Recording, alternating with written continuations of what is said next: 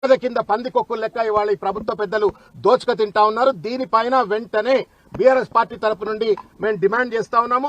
PCB కావచ్చు, pollution control board కావచ్చు, లేకపోతే మైనింగ్ డిపార్ట్మెంట్ కావచ్చు, తర్వాత రెవెన్యూ డిపార్ట్మెంట్, ఈ ముగ్గురు కలిసి ఒక సంయుక్తంగా వెంటనే ఒక ఎంక్వైరీ జరపాలా, జాయింట్ ఎంక్వైరీ జరపాలా అని చెప్పని కోరుతా ఉన్నాము. తర్వాత ఈ ప్లాంట్ ని సీజ్ చేయాలా. This does not have a right to continue here. ఇది 1 కిలోమీటర్ ఓఆర్ఆర్ 1 కిలోమీటర్ దూరంలో ఉంది. ఏ రకమైన పర్మిషన్లు లేవు. 111 జీవో ఉంది. ఇవన్నీ ఉన్న తర్వాత ఇష్టారాజ్యంగా అట్టసం అల్లుడు దానం చేసినట్టుగా ఇవాళ పొంగులేటి శ్రీనివాసరెడ్డి ఇంకెవరో పెద్దలు మొత్తానికి మాత్రం ఇవాళ దోచుక తింటా ఉన్నారు. ఈ యొక్క క్రషర్ ను వెంటనే సీజ్ చేయాలా.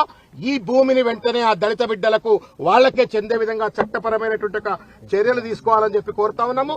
అదేవిధంగా దాదాపు 150 నుండి 200 కోట్ల రూపాయల ఫైన్ ఇప్పటి వరకే వీళ్లు క్రష్ చేసినటువంటి ఒక మెటల్ ద్వారా ఫైన్ ద్వారా కూడా తీసుకోవాల్సిన అవసరం ఉంది అని చెప్పని మాకు ఉన్నటువంటి ఒక స్థూలమైన లెక్కలు చెప్తా ఉన్నాయి. కాబట్టి ఆ ఫైన్ అమౌంట్ కూడా ఈ సంబంధిత ఆపరేటర్ల పైన వెంటనే లేవీ చేయాలని చెప్పని కోరుతూ, ఎవరైతే ఏ మాత్రం కూడా పర్మిషన్ లేకుండా అక్రమంగా ఈ రకమైనటువంటి ఒక కేజీఎఫ్ లాంటి మైనింగ్ ను చేస్తా ఉన్నారో వాళ్లపైన క్రిమినల్ చర్యలు, అది మంత్రి అయినా కంత్రి అయినా ఇంకెవరైనా సరే మొత్తం మీద వాళ్ళందరిపైన కూడా తప్పనిసరిగా చర్యలు తీసుకోవాలని చెప్పని కోరుకుంటా ఉన్నాం. శంషాబాద్ లో పేదవాళ్ళకి పర్మిషన్ ఇస్తలేరని, కానీ ఇక్కడ మాత్రం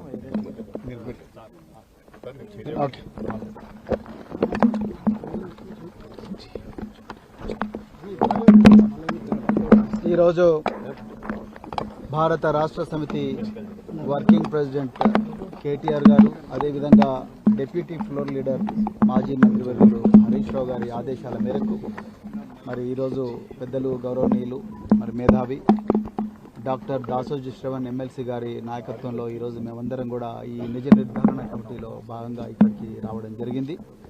మరి మిత్రులారా, ఇప్పటివరకు డాక్టర్ దాసోజీ శ్రవణ్ గారు చాలా చక్కగా ఈ ప్రాంతంలో జరుగుతున్న ఇల్లీగల్ మైనింగ్, అదేవిధంగా కేజీఎఫ్ తరహా మరి కార్యకలాపాలు, అక్రమ కార్యకలాపాలు ఏ విధంగా జరుగుతున్నాయనేది చాలా క్లియర్గా వాళ్ళు చెప్పడం జరిగింది. అయితే ఇక్కడ విషయం ఏంటంటే, ఈ రాష్ట్రం కాంగ్రెస్ పార్టీకి ఒక మరి వాళ్ళ దోపిడీకి ఒక ప్రయోగశాలగా మారిందన్నదానికి సజీవ సాక్ష్యం ఈ కొత్వాల్గూడ క్రషర్.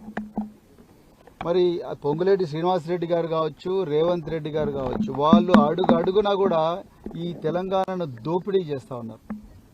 ఎక్కడ కూడా చట్టానికి, నిజంగా చట్టాన్ని గౌరవించకుండా పూర్తిగా చట్టాన్ని ఉల్లంఘించి చేస్తూ ఉన్నారు. మీరు ఒక్కసారి తెలంగాణ ప్రజలందరూ కూడా గమనించాలి.